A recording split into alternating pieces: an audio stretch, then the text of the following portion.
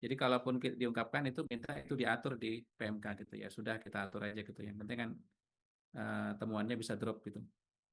Itu ya. Kemudian masalah lain, ini ada anjing pelacak. Jadi anjing pelacak ini ada di beberapa KL ya ternyata ya. Di Polri ada, di BNN ada, di Bea Cukai kita juga ada ternyata banyak gitu. Dan ini nilainya mahal ini. Anjing pelacak ini nilainya mahal. Nah, sementara di sistem kita, hewan, ikan, dan tanaman itu kan semuanya ekstra akuntabel ya, Bapak Ibu ya. Bapak Ibu pasti lebih paham lah. Jadi kalau hewan, ikan, dan tanaman itu, kalau di BMN kita itu kalau masuk, kalau kalau di sistem kita itu berapapun nilainya akuntabel nggak masuk. Nah, BPK nggak mau loh, itu mahal itu anjing pelacak gitu. Satu satu ekornya bisa ratusan juta gitu, atau 80 sampai di atas 80 juta satu ekor gitu. Karena itu kan anjing dengan kemampuan khusus gitu ya. Nah, minta dimasukkan ke neraca. Nah, ini sehingga ini eh, kita kita buat kebijakan yang khusus gitu ya untuk K9 ini supaya dia bisa masuk ke neraca gitu ya, neraca kita. Kemudian ada beberapa perubahan yang lain yang rame kemarin ya deposit pajak ya, masalah implementasi PSAP 18, pendapatan dari transaksi non pertukaran gitu ya, salah satunya perpajakan ya terkait dengan deposit pajak gitu ya. Mungkin di KPPN juga jadi perbincangan juga ini ya sepertinya. Kemudian ada beberapa hal yang lain di luar itu yang mungkin mengikuti atau sekaligus kita sesuaikan gitu.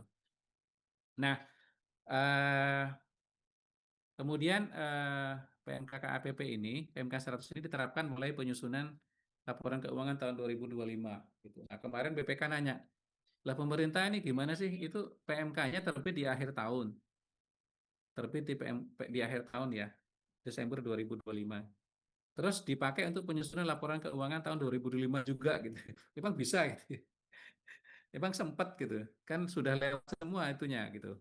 Tapi kan memang ada beberapa yang sebenarnya kita bisa adjust di akhir tahun, kemudian juga ada beberapa yang memang sebenarnya itu diangkat dari pengaturan-pengaturan di bawah PMK. Jadi sebenarnya sebelumnya itu sudah ada pengaturan-pengaturan gitu ya, tapi masih di bawah PMK. Misalnya bentuknya PTA gitu ya, petunjuk teknis akuntansi. Jadi misalnya seperti persediaan tidak dikuasai itu sudah ada PTA 25. Kemudian syariah itu sudah ada PTA 27. Jadi sebenarnya PMK-nya ini hanya apa namanya ya, mengkodifikasi petunjuk-petunjuk teknis akuntansi yang sudah ada. Jadi tidak ada masalah. Ya, dan alhamdulillah memang ada tidak ada hal-hal yang signifikan gitu ya, aman gitu. Nah, ini Bapak Ibu sekalian mungkin langsung saya skip-skip aja nih ya. Jadi pokok-pokok perubahannya itu yang pertama tadi ya, yang ingkrah tadi, RPATA, kemudian Planning Kuasai, PDDM, akuntansi syariah tadi ya. Jadi akuntansi syariah ini pengungkapan aja Bapak Ibu. Kemudian akuntansi atas hewan, ikan, dan tanaman ini terkait K9 gitu untuk mengakomodir K9. Nah, jadi untuk K9 ini ada dua pendekatan ya. Jadi kalau di Polri, anjing pelacak itu dicatat sebagai peralatan mesin gitu dari Polri. Dan itu juga rekomendasi BPK waktu itu. Jadi dianggap anjing pelacak itu sebagai peralatan, alat pelacak. Anjing pelacak itu adalah alat pelacak gitu. Dianggap diperlakukan sebagai alat. Jadi hewan menurut fungsinya, fungsinya sebagai alat pelacak. Sehingga di Polri itu dicatat sebagai peralatan mesin. Nggak apa-apa gitu. Ya, itu nggak salah karena itu kemudian kita akomodir di PMK 100. Tapi di Bea Cukai itu sesuai dengan rekomendasi BPK yang memeriksa Bea Cukai, itu minta dicatat sebagai aset tetap lainnya, bukan sebagai peralatan mesin. Aset tetap lainnya, tapi harus masuk ke neraca, harus masuk di base neraca. Ya, maka teman-teman DJKN kemudian menciptakan gitu ya kodifikasi, tambahan kodifikasi di hewan gitu ya untuk menampung anjing ini, anjing pelacak K9, sehingga ketika kode itu yang dipakai, maka itu akan dicatat secara intrakontabel dan masuk neraca gitu ya. Jadi kira-kira seperti itu. Jadi pengaturan di kebijakan akuntansinya dibuka, Jadi untuk hewan-hewan tertentu itu bisa dicatat sesuai dengan fungsinya, sehingga dia itu dimungkinkan untuk bisa masuk ke neraca. Karena ini kita untuk mengakomodasi juga temuan BPK gitu ya. Dan menurut pemerintah juga ini eh, rekomendasi yang bagus juga gitu, karena kan nilainya memang material gitu ya, perlu dikontrol gitu.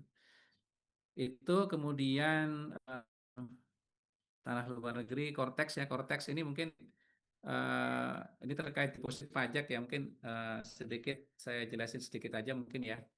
Jadi sekarang itu kan kalau misalnya WP itu bayar pajak, itu kan tidak langsung dicatat sebagai pendapatan pajak yang sesuai dengan jenis pajaknya gitu ya. Tetapi dicatat dulu sebagai deposit pajak dengan menggunakan akun khusus ya. Saya lupa kode akunnya berapa, 411618 kalau nggak salah ya. Dicatat sebagai deposit. Nah, kenapa? Karena di PSAP 18 itu dikatakan bahwa pendapatan pajak itu pengakuannya itu menunggu tax event atau peristiwa kena pajak. Nah, peristiwa kena pajaknya yang tahu siapa gitu. Yang tahu kan wajib pajaknya Pak yang tahu. Nah, kemudian wajib pajaknya yang tahu, terus caranya kita tahu gimana pemerintah gitu. Dari laporannya dari laporannya wajib pajak gitu. Nah, itu berarti SPT gitu. Jadi tax event itu kemudian dikaitkan dengan deklarasi dari WP dalam bentuk SPT. Sehingga pengakuan atas pendapatan pajak itu nanti dilakukan pada saat WP menyampaikan SPT-nya. Itu dianggap sebagai deklarasi dari tax event-nya. Sehingga nanti DJP akan melakukan pemindah bukuan berdasarkan SPT dari deposit pajak. Deposit pajak itu dicatatnya sebagai pendapatan pajak diterima di muka. Jadi nggak langsung dicatat sebagai pendapatan secara awal ya, tapi dicatat dulu sebagai kewajiban. Pendapatan pajak diterima di muka itu kewajiban.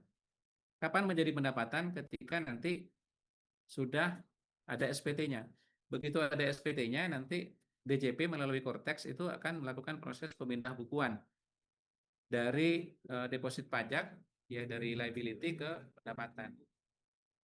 Tapi ini hanya terjadi di akrualnya juga.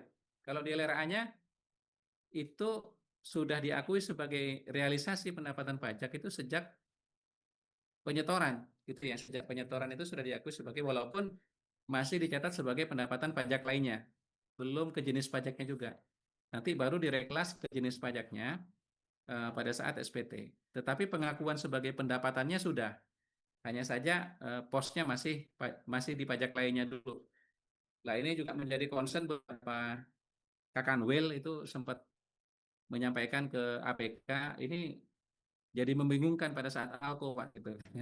Karena karena angka pajak lainnya menjadi sangat besar gitu ya, dan jadi tidak tergambar sebenarnya transaksi ekonominya itu seperti apa gitu ya, karena belum belum tahu PPN-nya berapa, PPh-nya berapa gitu ya. Padahal analisis terhadap transaksi ekonomi di daerah itu biasanya kelihatan dari jenis pajaknya, itu menjadi PR juga ya.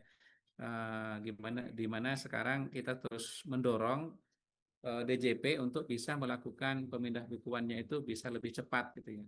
Ya, sehingga bisa segera diketahui itu jenis pajaknya apa. Nah, ini eh, terkait deposit pajak gitu ya. Nah, eh, mungkin ini kemarin ada beberapa perintilan-perintilan yang terkait koreksi segala macam gitu ya di KPPN gitu. Intinya kalau kalau misalnya kalau yang berkaitan dengan SPM, potongan SPM. Jadi kalau SPM LS itu kan setahu saya itu bisa langsung ngehit ke jenis pajaknya, tetapi kalau yang UP, setoran pajak dari UP sepertinya masih pakai deposit. Kemarin kita sudah sempat mengusulkan ke DSP untuk itu bisa menggunakan jenis pajaknya juga seperti LS ya, tapi sepertinya belum ya, belum di follow up, karena sebenarnya kalau kalau transaksi dengan pemerintah itu kita yakin pemerintah tidak akan memotong ataupun memungut apa tax eventnya belum terjadi, ya peristiwa kena pajaknya belum terjadi. Itu seperti itu sebenarnya cara berpikirnya. Tapi mungkin sementara ini yang sudah langsung dicatat sebagai jenis pajak sesuai jenis pajaknya itu baru yang LS itu ya. Kalau yang setoran dari bendahara, kalau nggak clear itu masih pakai deposit pajak ya, pakai akun deposit pajak. Nah, ini mungkin nanti yang kita coba atur kembali gitu. Nah, eh, mungkin itu kali ya, apalagi ya. Nah, ini nanti saya share aja deh slide-nya. Ini kalau ini mungkin dibaca-baca aja lah gitu ya. Eh, mudah-mudahan nanti ada yang keluar gitu ya. Kalau nanti ada yang mau ditanya silahkan. Eh, tadi mungkin eh, Mas Tio sempat menjelaskan terakhir itu terkait penempatan ya, penempatan di Bank Himbara itu ya. Di Bank Himbara 200T itu investasi atau bukan gitu. Nggak tahu kalau menurut teman-teman itu investasi atau bukan. Tadi sebenarnya Mas Tio udah menjelaskan itu niatnya bukan investasi gitu ya. Kalau investasi itu ada PP investasi PP 63. Ini memang di luar itu sih, di luar eh, di luar semangatnya gitu ya. Eh, di luar mekanisme PP 63 emang intinya. Jadi ini sebenarnya tujuan Pak Menteri memindahkan 200 triliun dari BI ke Bank Himbara itu tujuannya apa kemarin?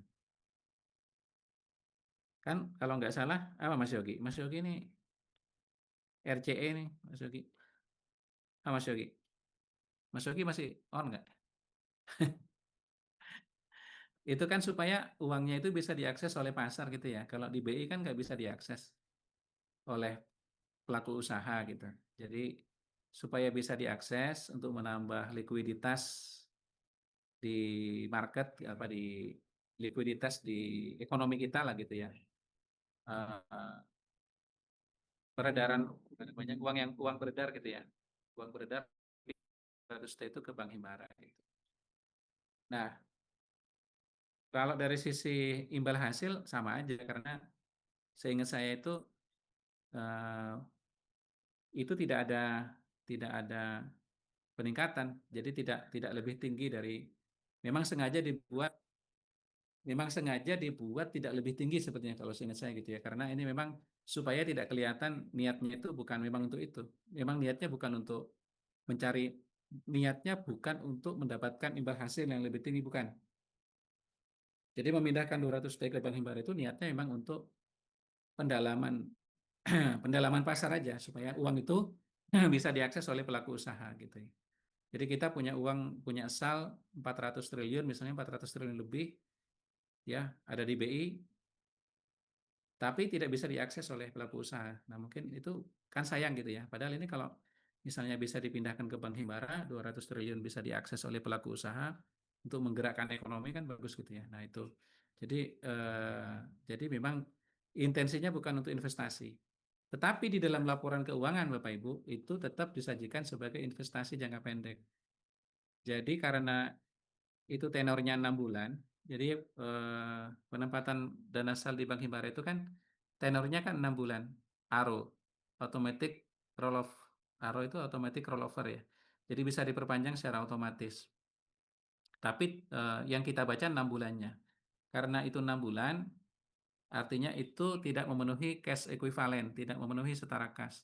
Jadi deposito sampai dengan tiga bulan itu masih dianggap setara kas, tapi begitu di atas 3 bulan sampai 12 bulan itu sudah geser ke investasi jangka pendek. Jadi duit itu di neraca itu disajikan sebagai investasi jangka pendek, bukan sebagai setara kas. Tapi itu masih sal kita bukan, masih gitu, masih sal kita.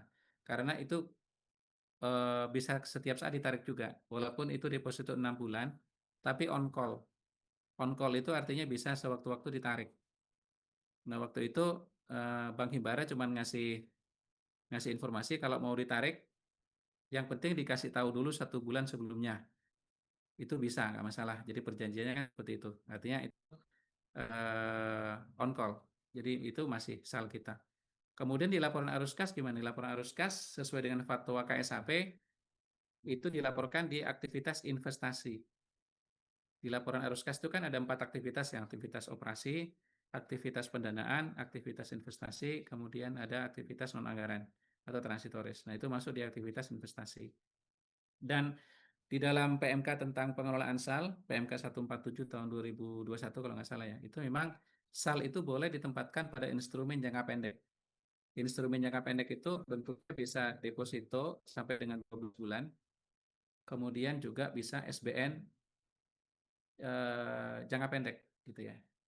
SPN jangka pendek atau SBN yang eh, tidak diniatkan untuk dipegang sampai jatuh tempo. Jadi SBN tapi niatnya bukan hold to maturity tapi marketable securities mungkin ya, apa available for sale itu mungkin bisa. Jadi ini memang cash management memang betul ranahnya cash management, tapi di laporan keuangan itu tetap disajikan sebagai investasi jangka pendek sesuai dengan kaidah akuntansi yang ada seperti itu. Mungkin itu sih yang bisa saya sampaikan ya. Eh, Nanti mungkin bisa diskusi kalau ada yang perlu dikonfirmasi atau ditanyakan. Mudah. Kalau bisa saya jawab, saya jawab. Tapi kalau nggak bisa, nanti mungkin saya jawab lewat Mas Yogi nanti ya. Delay gitu, delay answer. Mungkin nanti saya cari tahu dulu nanti saya sampaikan ke Mas Yogi untuk di-share di grup jawabannya gitu. Kalau nggak bisa langsung saya jawab di sini. Mungkin itu kurang lebihnya mohon maaf. Mudah-mudahan bermanfaat. Wabillahi taufiq hidayah. Assalamualaikum warahmatullahi wabarakatuh. Saya kembalikan ke Mas Yogi. Waalaikumsalam warahmatullahi wabarakatuh. Mohon izin Pak Sunario, mungkin barangkali Pak Kabit lagi ada kegiatan atau mungkin kalau salat Oh, belum ya, karena WIB oke. belum salat nih. Kami di Oh, Wita udah salat nih Pak, jadi nggak apa-apa. oke. Mungkin barangkali sambil menunggu teman-teman yang lagi sholat. Kalau saya ngambil mazhab lain Pak, mazhab. Nah yang lebih lebih utama bisa menggugurkan dulu untuk salat tepat waktu. Oke, oke, oke. Baik, Ye, mohon nggak izin apa-apa. Pak Sunaryo, terkait dengan apa yang sudah disampaikan, kami ucapkan terima kasih banyak. Ini Ya. betul-betul daging semua, Pak. Menambah pemahaman kami yang memang utamanya saya pribadi yang memang belum pernah secara apa ya, on duty barangkali ditempatkan di, kalau di KPP namanya merah ataupun di Kamdil Iya. namanya PT. Saya memang sepanjang ini Pak belum pernah Pak di bidang-bidang itu. Saya Oh sering di gitu. bidang teknis di perbendaharaan kemudian bagian umum. Jadi Hmm, memang ini insight yang luar biasa Pak bagi saya pribadi dan mungkin juga bagi teman-teman. Jadi kami ucapkan terima kasih banyak. Dan tentunya ini ya. mudah-mudahan apa yang menjadi apa yang disampaikan oleh Bapak ini sebagian besarnya itu masuk menjadi soal-soal yang nantinya pada saat tes bisa kami Amin, amin. selesaikan. Amin amin. Mudah-mudahan lah, Pak. Iya. Mungkin sambil menunggu untuk teman-teman yang lain untuk pertanyaan. Oh, sudah ada yang raise hand ini ya. Oh, silakan Ya, silakan. yang raise hand dulu lah. Ada Mas Rizal dari KPPN Siapa? Makassar 1. Silakan. Mas Ya, Rizal. terima kasih Pak Saiful. Izin Pak Senario, saya Rizal Pak. J, Ya, silakan Mas Rizal. ingin bertanya Pak, di kami itu KPP itu Pak, SPMKP-nya untuk akun potongannya itu dia pakai akun deposit Pak. Hmm. Nah, itu seperti apa Pak? Oh, Jadi dia oke. tidak pakai akun, misalnya PPN potongannya, dia pakai akun deposit. Itu Pak, Ya, makasih Pak. oke. Kasih Mas Rizal. Gimana? Lewat Mas Saiful dulu nih harusnya. Langsung aja, Pak. Pak Sunaryo langsung aja. Ada Pak moderator. Langsung aja Ya, dijawab, Pak. iya, oke. Eh, jadi kebetulan gini, kami tuh sering diskusi dengan teman-teman pajak gitu ya. Jadi ini kan sebenarnya berkaitan dengan tata kelola restitusi, restitusi ya. SPMKP itu kan kembali pajak ya. Kembali pajak itu restitusi sama ya, Iya Pak. Mas Rizal ya. Iya Pak. Jadi kalau restitusi itu kan ada yang ditarik gitu ya duitnya ya, sehingga dapat tunai dia gitu kan.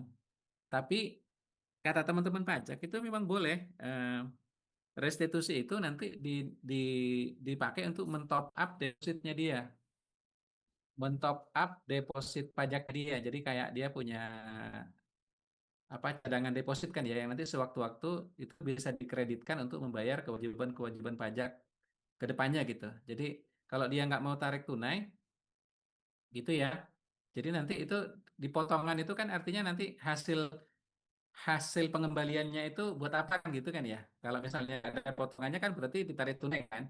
masuk ke rekeningnya dia. Tapi kalau misalnya dia eh, di situ apa namanya dipotongkan ke deposit pajak ya, ke akun deposit pajak, artinya itu untuk mentop up cadangan deposit pajaknya dia. Gitu. Itu boleh menurut teman-teman pajak, itu diperbolehkan. Walaupun ini memang ada komplikasi di sistem gitu, nanti setahu saya itu masih ada semacam bukan komplikasi ya. Artinya di sistem kita itu masih untuk proses di apa namanya itu ya, pemindah bukuan itu ada beberapa yang belum belum bisa terbaca dengan tepat dan segala macam. Kalau nggak salah itu yang SPMKP yang kemudian menambah deposit ini, walaupun secara proses bisnis itu boleh, secara aturan di mereka itu, ini sepertinya mereka masih ini masih perlu perbaikan gitu ya, masih perlu perbaikan supaya ini tidak mengganggu proses itu tadi apa namanya eh, pemindah bukuan segala macam gitu ya. Jadi nanti apa namanya itu nanti kan deposit pajaknya itu kan harusnya menambah kan di Cortex itu kan masing-masing WP itu punya akun ya Mas Rizal ya, Iya, punya iya, account gitu ya. Nah selama ini itu account itu bisa nambahnya dari setoran gitu loh Mas, iya, dari Pak. setoran. Nah kalau yang dari SPMKP itu kemarin masih kayak nggak ini gitu ya, nggak apa namanya itu eh, koneksinya itu kayak masih belum belum belum smooth gitu loh, sehingga Nah, itu timbul timbul permasalahan itu memang kemarin. Itu gimana? Gimana Mas Rizal? Itu ya yang saya itu tahu Pak. sih. Nanti takutnya pencatatannya di sistem itu atau apa itunya jadi bermasalah gitu, Pak. Kami sudah sarankan sih ke tetap yang seperti semula Mm-mm. karena memang belum ada petunjuk. Cuma Mm-mm. dari KWP-nya ngotot juga Pak pakai akun itu. Iya, secara regulasi di mereka itu boleh, Pak. Ya, Jadi Pak WP itu punya punya hak ya. WP itu punya hak. Ketika dia restitusi itu boleh hasil restitusinya itu untuk nggak dia tarik tunai, tapi untuk nambah depositnya dia. iya, Ya, sebenarnya nggak salah itu dari sisi regulasi dan proses bisnis. Cuman harusnya hasil dari potongan ini itu secara sistem di Cortex itu kan berarti harus ada interkoneksi antara sistem kita dengan Cortex-nya kan. iya, Karena SPM itu kan prosesnya di kita. iya, Tapi top up akunnya dia di Cortex ini kita bisa nyundul nggak ke sana nih? Gimana caranya nih? Gitu kan. iya, Selama ini kan harusnya kan nggak bolak-balik gitu. Tapi selama ini tuh kita di feeding dari mereka. Jadi misalnya kayak ada apa namanya kayak data pemindah bukuan itu kan kita di feeding dari mereka kan. Bukan maksudnya nggak selalu bolak-balik gitu loh datanya. Nah, ini memang kemarin isunya adalah kalau nggak salah itu adalah bagaimana hasil hasil apa namanya SPMKP ini eh, bisa mentop up akun WP ini yang ada di Cortex itu masih menjadi isu sih kayaknya. Tapi kalau menurut saya harusnya sih yang diperbaiki sistemnya karena kan secara haknya WP kan boleh saja itu. iya, Ya, itu kan itu adalah hak wajib pajak untuk misalnya saya mau tarik tunai atau ini untuk top up deposit saya di sana. Itu hak warga negara. Itu sebenarnya sih. Nah, tapi kalau sistem kita memang belum siap, tapi ini nanti saya cek, saya mungkin harus cek ini Mas Rizky, karena saya belum belum iya Pak. khawatirnya saya Masalahnya belum. kan uangnya ke WP tapi akunnya ke deposit gitu Pak. Oh, kalau misalnya dipotong kan harusnya Oh ya akunnya nggak ke nihil WP. ya Pak ya. Iya, kalau Hmm. misalnya dia dipotong kan harusnya nihil dia. Misalnya dia SPMKP-nya sebelah kiri itu akun 4 gitu ya, akun 41 misalnya dia restitusi PPN lah misalnya ya, atau Oh, PPH gitu ya. Tapi nanti kan di sebelah kanannya dipotong akun deposit, artinya WP itu nggak terima duitnya oh ya karena Pak. nihil. Ada memang Hmm. yang nihil, ada yang kalau nggak salah ada yang Sebagian mungkin ya, nggak sebagian. Iya ya ya, jadi sebagian ditaruh ke deposit, sebagian ditarik ya, gitu. Tapi pasti sejumlah angka yang ditaruh ke deposit itu akan mengurangi jumlah tunai yang dia terima. iya, Sebenarnya nggak iya, ada masalah itu. iya Pak. Cuman yang masalah itu adalah di sistemnya kita. Iya, Jadi betul Pak. Itu makanya. Tapi karena KPP-nya ngotot ya kita proses aja Pak. Mudah-mudahan nggak jadi iya, masalah. itu urusannya teman-teman lah itu di KPP Iya, untuk bagaimana korteksnya itu bisa berkomunikasi dengan baik dengan SPAN sebenarnya. iya. Oke Itu Pak. Makasih ya Pak. aman Pak, aman Mas Rizal. Iya, siap. Itu mungkin Pak Saiful. Ya, baik. Selanjutnya mungkin barangkali satu dua orang penanya lagi, kita mungkin maksimalkan waktu sampai 18.30 ya. Kalau pada kesempatan ini 18.30 WIB Pak ya. WIB 18 sekarang dulu ya. Iya Pak, Ini 18.30 ya sekitar sekitar 7 menit lagi Pak. setengah 7 Wita ya. Ya Setengah setengah 7 7 kita Wita. Pak. Iya Pak. Aduh. Silahkan kalau ada yang mau bertanya lagi. Kalau memang nggak ada, saya coba lanjutkan ke pertanyaan yang ada di chat. Mohon izin Pak Sunario. Ya, Ini ada silakan Pak, pertanyaan silakan. dari Pak Ferry dari Makassar Ya. 1 terkait Mm-mm. dengan deposit pajak juga Pak. Jadi Nah, pertanyaan gimana? beliau berarti deposit pajak mungkin dari penjelasan dari Bapak tadi Hmm. Pak Ferry menanyakan berarti deposit pajak bisa bebas digunakan untuk pembayaran pajak apa saja ya Pak. Terus pencatatan akunnya bagaimana? Itu Pak. Enggak Pak, silakan Pak. Nah, ini nih, kalau digunakan untuk bayar pajak apa saja, sebenarnya saya tidak dalam kapasitas untuk menjawab itu. Itu mungkin teman-teman KPP lebih pas. Tapi prinsipnya deposit pajak itu kan tidak irmak ke akun pajak tertentu ya. Kalau kita lihat kan akun yang dipakai satu ya, 411618. Dia tidak dikunci atau tidak diirmak ke jenis pajak tertentu. Ya, artinya kalau dari filosofi itu mestinya bisa gitu ya. Nanti ini dipakai untuk di debat istilahnya ya. Jadi kalau tabungan kan di debat gitu ya. Di debat ini untuk melunasi yang ini, melunasi yang itu ya. Tapi sekali lagi sebenarnya ini saya tidak dalam kapasitas sih karena ini mungkin lebih ke teman KPP lebih pas kalau untuk menjawab ini gitu ya. Tapi kalau dari sisi pendekatan akun saja nih Pak, dari pendekatan akun itu memang tidak diirmak untuk jenis pajak tertentu. Artinya terbuka. Itu ya.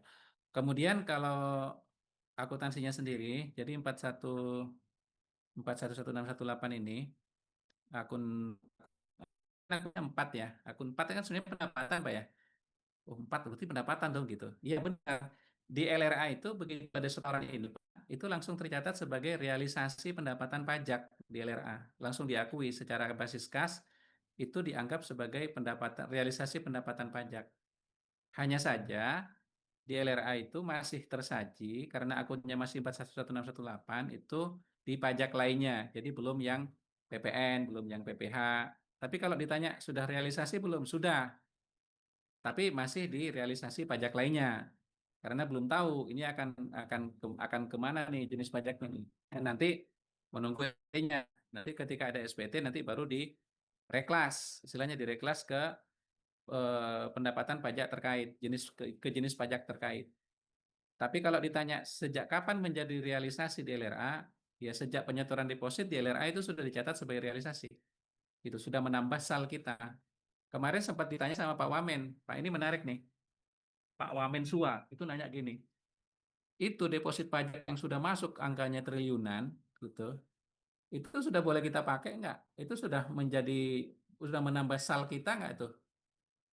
Sudah boleh kita pakai untuk membiayai belanja-belanja pemerintah nggak? Atau jangan-jangan belum boleh dipakai dulu sampai sampai masuk SPT-nya. Nah, itu Pak. Itu pertanyaan yang nanya Pak Wamen tuh Pak.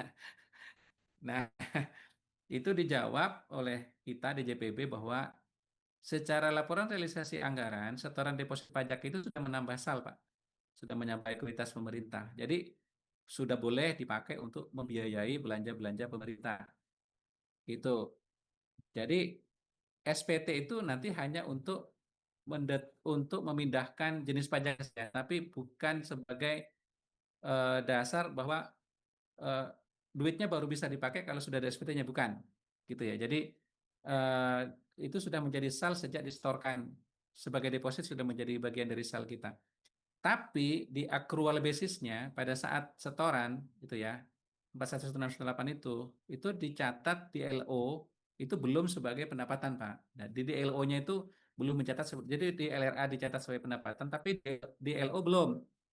Tapi dicatat dulu di neraca sebagai pendapatan diterima di muka. Itu kewajiban. Masih dicatat sebagai kewajiban. Nah, kapan menjadi pendapatan di LO? Nanti kalau sudah masuk SPT-nya, baru nanti DJP akan melakukan PBK, pemindah bukuan, dari pendapatan pajak diterima di muka ke pendapatan LO gitu. Jadi titik pengakuan pendapatannya artinya berbeda antara LRA dengan LO. Kalau di LRA itu pengakuan pendapatannya sudah dilakukan sejak setoran, kalau di akrual pengakuan pendapatannya dilakukan menunggu atau pada saat SPT.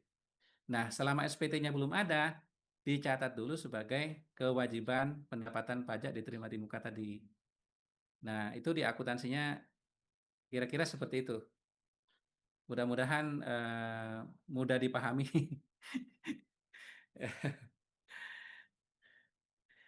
Bisa dipahami ya, teman-teman ya. Paham Pak, paham. Jelas Iya, Pak. ya. Baik, ini tinggal 2 menit kayaknya. Eh, Kalau masih ada silakan, Pak. ya, ada yang mau bertanya langsung mungkin? Teman-teman Boleh. raise hand, open mic aja langsung. Selayar mungkin mau nanya selayar. Mas Layar, Mas Kipli. Mas Kipli. Oke, Pak Ferry tadi udah di ini, tapi mau bertanya lagi mungkin. Monggo Ya silakan Pak Ferry. silakan. Satu pertanyaan lagi Pak ya, kita ini Ya, selesaikan ya. ya silakan. Yang saya tanyakan di ini Pak, untuk pencatatan aset robot anjing Polri itu Ya. dicatat di intra apa di ekstra Pak? Di intra, Pak. Oh di intra anjing. Iya, dan menggunakan klasifikasi peralatan dan mesin yang di Polri. Jadi di Polri itu ada 2 hewan yang dicatat sebagai peralatan mesin. Yang pertama anjing pelacak, canine. Yang kedua kuda brimob, Pak. Jadi untuk pasukan berkudanya Polri, kudanya itu dicatat sebagai alat angkutan darat tak bermotor. Jadi Izin Pak, robot anjing Pak. Yang dimaksud robot anjingnya Pak. oh iya, kalau anjingnya Robotnya Pak. Robot anjing. robotnya, robot atau anjingnya? Robot anjing Pak. Oh robot. Kalau robot ya pasti di peralatan sih, di Peralatan intra mesin sih. ya. Iya, Oh, peralatan siap. mesin. Orang yang anjing aja peralatan, Pak, apalagi yang robot. Yang anjing beneran Iya, aja di peralatan loh, Pak. iya. Ya. Ini apalagi Terima yang kasih, Pak. robot. Iya, Baik, monggo. terima Ada kasih lagi? Pak Ferry ya. Ya, berhubung ini Pak, mohon izin Pak Sunario karena teman-teman yang lain barangkali sudah nggak ada yang raise hand, kemudian Mau pertanyaan. bertanya lagi Pak Saiful. Silakan kalau ada. Siapa Oh nih? iya, ada Pak Jumading ya? Oh iya, Ya Pak iya. Jumading kayaknya kenal saya nih. Siapa? Kenal Pak di Benteng dulu di Kanwil dulu Pak. Kalau saya nggak kenal Pak, saya cuma kenal kepalanya itu karena mukanya nggak kelihatan Pak. Gimana Iya. Pak Jumading? Eh, yang terkait tadi yang terkait investasi. Oh, oke. Kalau kalau kalau mungkin saya yang salah baca di PMK 63 itu kan ada manfaat ekonomi dan manfaat sosial. Ya, Ya maksud saya kan terkait dengan SAL tadi yang dengan kondisi yang seperti ini, apakah itu maksudnya bukan kategori investasi yang SAL tadi karena dia kan di situ ada manfaat sosial atau memang semata-mata untuk terkait dengan optimalisasi yang disampaikan Pak Tio, mungkin itu Pak yang oh iya. saya terima kasih. Oke. Langsung ini Pak Saiful ya. Monggo Pak Nari langsung saja Ya, Pak. siap. Ini Pak Jumading ini udah bisa ditarik ke SMI kayaknya ini untuk mengawal PP 63. Jadi kalau PP 63 itu semangatnya itu saya tahu saya Pak Jumading itu long term investment ya, investasi-investasi yang sifatnya jangka panjang yang di atas 12 bulan gitu. Nah, kalau SAL itu nggak boleh Pak dipakai untuk investasi yang long term. Jadi kalau SAL itu memang terbatas. Jadi SAL itu kalau baca PMK 147 tahun 2021 tentang pengelolaan SAL, itu dalam rangka cash management untuk optimalisasi optimalisasi SAL daripada dia nganggur gitu ya, diem-diem aja gitu ya di BI, itu boleh dilakukan optimalisasi, tetapi dipagari Pak, hanya boleh di instrumen jangka pendek. Itu sangat clear di PMK 147 tahun 2021-nya tentang pengelolaan SAL. Artinya tidak boleh di instrumen jangka panjang. Kalau PP 63 itu ranahnya ranah instrumen jangka panjang yang di atas 12 bulan. Sehingga PP 63 itu nanti pasti kaitannya dengan alokasi pengeluaran pembiayaan. Jadi harus ada alokasi pengeluaran pembiayaannya, pengeluaran investasinya.